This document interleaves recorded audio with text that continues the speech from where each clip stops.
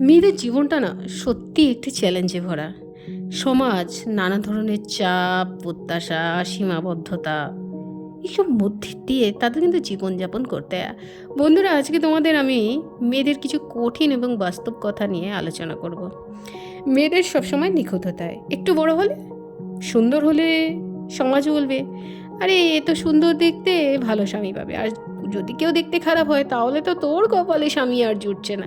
তারপরে তো একটি মেয়ের যদি বিবাহ হয়, বিবাহের পর তার স্বামী যদি ভালো হয় তাহলে তো তার জীবনটা সত্যিই পরিবর্তন হয়ে যায়। আবার কারো যদি স্বামী খারাপ জুটে, সেক্ষেত্রে একটি মেয়ে সেই স্বামী খারাপ নিয়ে তো সংসার করছে, কিন্তু সমাজের সমালোচনার সম্মুখীন তাকে হতে হচ্ছে।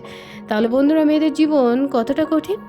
আবার দেখা যাচ্ছে কর্মক্ষেত্রে অসমতা। কর্মক্ষেত্রে মেয়েদের অনেক সময় কম বেতন, যৌন হয়রানি এবং পুরুষের তুলনায় কম সুযোগও দেওয়া হয়।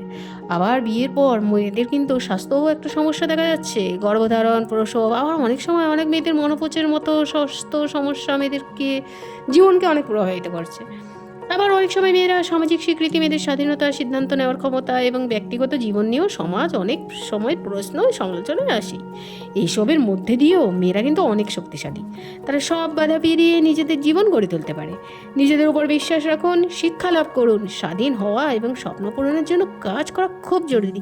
আপনি যদি কোনো সমস্যার সম্মুখীন হন তাহলে একা না থেকে কারোর সাথে শেয়ার করুন। পরিবার, বন্ধু বা কোনো কাউন্সিলরের কাছে সাহায্য নিন। মনে রাখবেন, আপনি একা নন, আপনার মতামত জানাতে পারেন। কোনো বিষয় আপনার মনে হয় মেয়েরা সবচেয়ে বেশি সমস্যার সম্মুখীন হয়? আপনি মনে করেন মেয়েদের জীবনকে আরও সহজ করার জন্য কী করা উচিত? আশা করি এই আলোচনা আপনার জন্য উপকারী হবে।